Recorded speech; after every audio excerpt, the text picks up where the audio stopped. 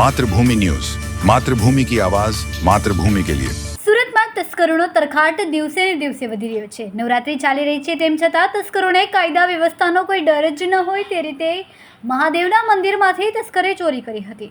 એક જ અઠવાડિયામાં 2 વખત તસ્કરે ચોરી કરી હતી। આશ્રમમાં મહાદેવની મૂર્તિ પરથી સાપની ચોરી કરી હતી, ત્યારબાદ છત્ર ચાંદીનું પણ ઉઠાવી ગયો હતો।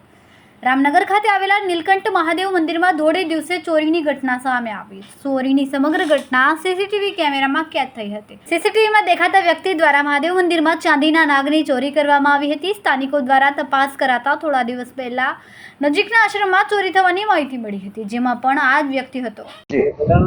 મારું નામ સુરેશકુમાર ભગવાનદાસ માધવાણી, રહેવાસી રામનગર।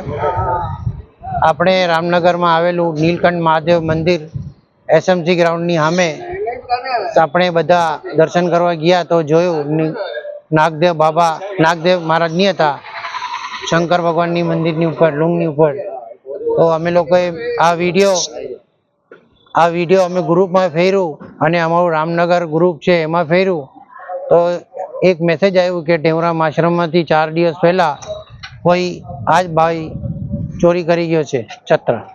આપણે આ વિડીયો જોયા કરાયું પછી પોલીસને ફરિયાદ કરી કે ભાઈ આ માણસ જલ્દીથી જલ્દી પકડાય, બીજા મંદિરોમાં ચોરી ન થાય। ઓમ શ્રી સતનામ સાખી।